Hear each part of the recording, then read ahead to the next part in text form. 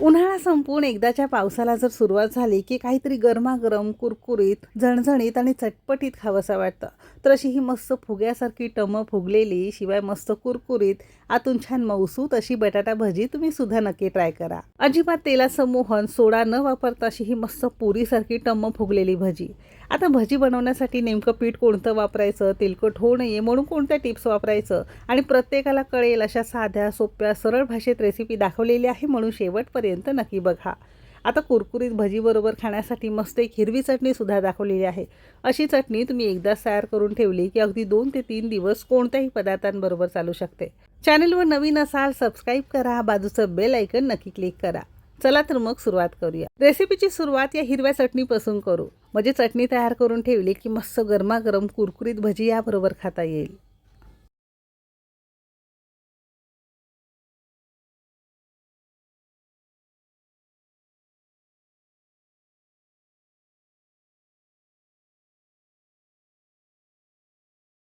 गाड्यावर मिळणारी चटपटीत हिरवी चटणी बनवण्यासाठी मिक्सरच्या भांड्यामध्ये एक मूठभर किंवा एक कपभर आपण इथे देठांसहित कोथिंबीर घेतली आहे. कोथिंबीरीपेक्षा त्याच्या देठामध्ये स्वाद खूप असतो, म्हणून चटणीसाठी देठंसुद्धा घ्यायची.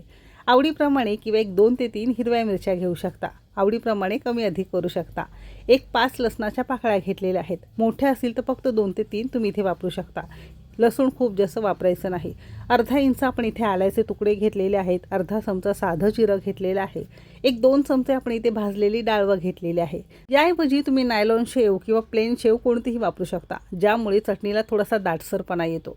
एक चमचाभर आपण यामध्ये ताजं लिंबाचा रस पिळून घेणार आहोत. याऐवजी थोडंसं दही किंवा थोडंसं चिंचसुद्धा तुम्ही यामध्ये वापरू शकता. अर्धा चमचा किंवा चवीपुरतं आपण इथे काळं मीठ घेतलं आहे. तुम्ही साधं मीठ जरी वापरलं तरी सुद्धा चालू शकेल. सुरुवातीला मिक्सरला हे थोडंसं जाडसर करून घेतलं की गरजेपुरतं पाणी घालायचं आणि ही चटणी आपण मिक्सरला फिरवून घेतली. पातळ, घट्ट जशी लागते त्यानुसार पाणी घाला. समोसा असेल, कोणतेही भजीचे प्रकार असतील किंवा वडापाव असेल, सगळ्यांबरोबर ही चटणी चालू शकते. सँडविचला लावण्यासाठी सुद्धा अगदी मस्त आहे. एक 2 ते 3 दिवस फ्रीजमध्ये छान राहते. आता आपण भजी कशी बनवायची ते बघणार आहोत.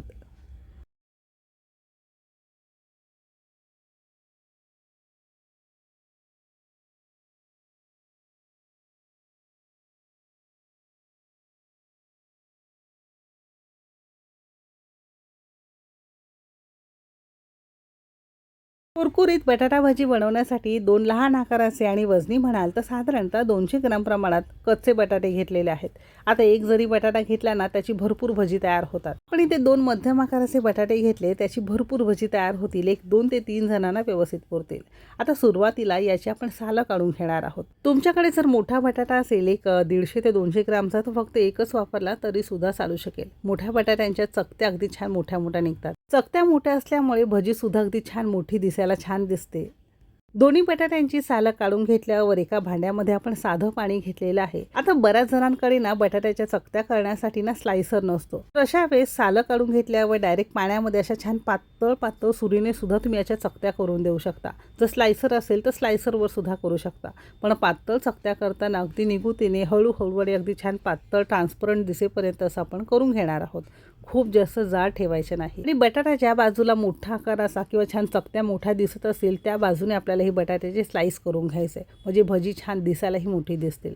तशा या सगळ्या भजीचे आपण स्लाइस करून घेणार आहोत.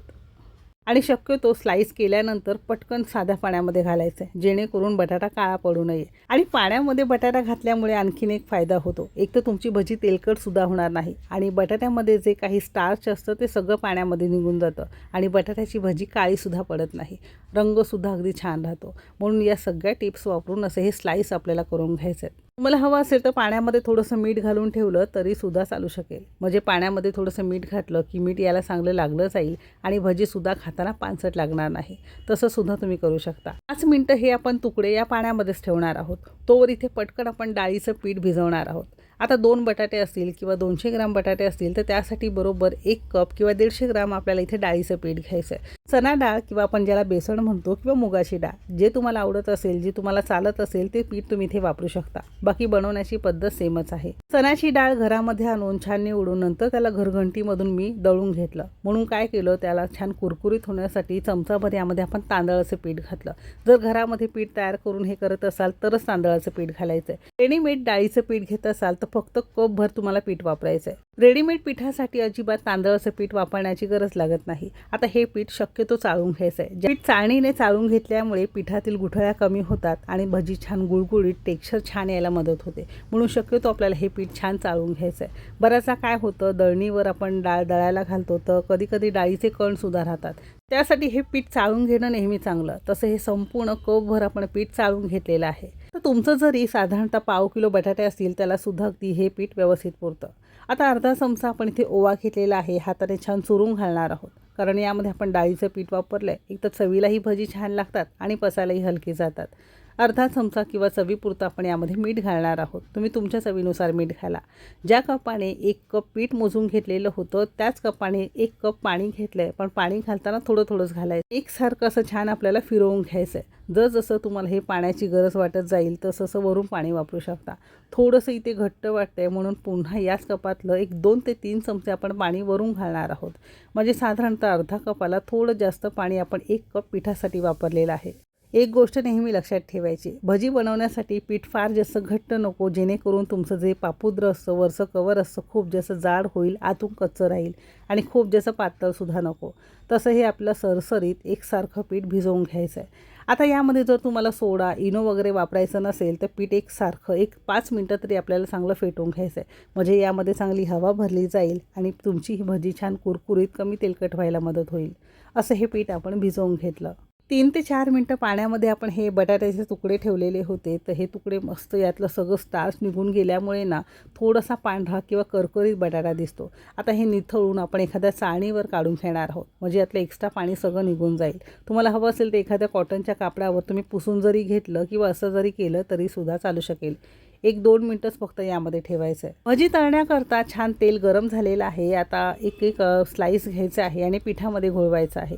आता घोळवताना ना सगळीकडून एकसारखं पीठ लागलं गेलं पाहिजे. तुम्ही इथे बघू शकाल, पीठ फार जास्त तुम्हाला इथे घट्ट दिसत नसेल, फार जास्त पातळसुद्धा दिसत नसेल. असं बटाट्याच्या चकतीपासून हे पीठ अगदी हळूवारपणे रेंगाळू लागत आहे. असंच पीठ आपल्याला हे भज्यांसाठी लागणार आहे. आता तेलाचा ताव फार जास्त कडकडीत गरम नको, जेणेकरून रंग पटकन याचा लालसर होईल. हलका फुलका आपल्याला तेल गरम करून घ्यायचं आहे. आणि सुरुवातीला पहिल्या घाण्यामध्ये आपण 3च घातले आहे. कारण कसं असतं, सुरुवातीच्या पहिल्या घाण्यामध्ये ना तेलाचा ताव खूप जास्त गरम नसतो, मग कदाचित आतून ती कच्ची राहण्याची शक्यता असते. आणि मोठ्या आचेवर सुरुवातीला पहिला घाणा आपण तेलावर असे हे भजी छान तवंगू लागले, छान हलके फुलके झाले की बाजू उलटून घेतलेली आहे. दोन्ही बाजूने साधारणतः 3 ते 4 मिनटं मध्यम आणि मोठ्या आचेवर आपण तळून घेतला. पहिलाच घाणा आहे आणि मस्त पुरीसारखी अशी टम्म फुगलेली बटाट्याची भजी खाण्यासाठी तयार आहे. खूप जास्त गरम आहे, हाताने दाखवता येत नाही. सेम पद्धतीने दुसऱ्या घाण्यामध्ये 4 ते 5 भजी जरी घातली तरीसुद्धा चालू शकेल. आणि प्रत्येक घाण्यातली तुम्ही ती भजी बघू शकता, अशी छान फुग्यासारखी टम्म फुगलेली दिसत असेल. रंग खूप जास्त याचा बदललेला नाही, कुठे तुम्हाला ही भजी करपलेली वगैरे सुद्धा दिसत नसेल. अशी परफेक्ट अशी बटाटा भजी आपली तयार झालेली आहे. 2 बटाट्यांपैकी फक्त एकाच बटाट्याची भजी करून घेतलेली आहे, तर भरपूर होते, छान मस्त टम्म फुगलेली दिसत असेल, फार जास्त तेलकटसुद्धा दिसत नसेल. ही भजी तळताना साधारणतः 7 ते 8 मिनटं झालेली आहे. तरीसुद्धा तुम्ही इथे बघू शकता, अशी छान टम्म फुगल्यासारखी दिसत असेल. आणि ही आपली हिरवी चटणीसुद्धा याबरोबर खाण्यासाठी तयार आहे. वडापावची लाल चटणी असते ना, तर त्याबरोबर सुद्धा तुम्ही खाऊ शकता. पावसाळ्याला सुरुवात झालेली आहे, कधी काहीतरी कुरकुरीत असं मस्त चटपटीत बटाट्याची भजी खावीशी वाटली तर नक्की करून बघा. अगदी लहानांपासून मोठ्यांपर्यंत सगळ्यांनाच खूप जास्त आवडेल. रेसिपी कशी वाटली कमेंट करून नक्की सांगा. जर आवडली असेल तर लाईक करा.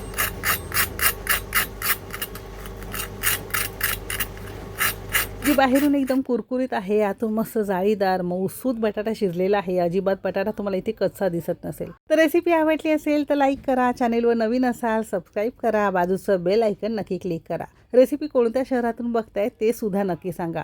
आणि आपल्या कुकिंग तिकीट मराठीचे ऑर्गॅनिक डंकावर कुटलेले मसाले आपण पावसाळ्यामध्ये सुद्धा कुरिअर करतो. ज्यांची कोणाची ऑर्डर असेल तर नक्की मेसेज करा. डिस्क्रिप्शनमध्ये नंबर दिलेला आहे. फक्त हाय मेसेज केला की मसाल्यांची लिस्ट आणि फोटो तुम्हाला तिथे बघायला मिळेल. इथपर्यंत रेसिपी बघितल्याबद्दल सगळ्यांचे मनापासून आभार. चला तर मग भेटू एक मस्त आणि जबरदस्त रेसिपीसोबत. तोपर्यंत मस्त खा आणि स्वस्त रहा.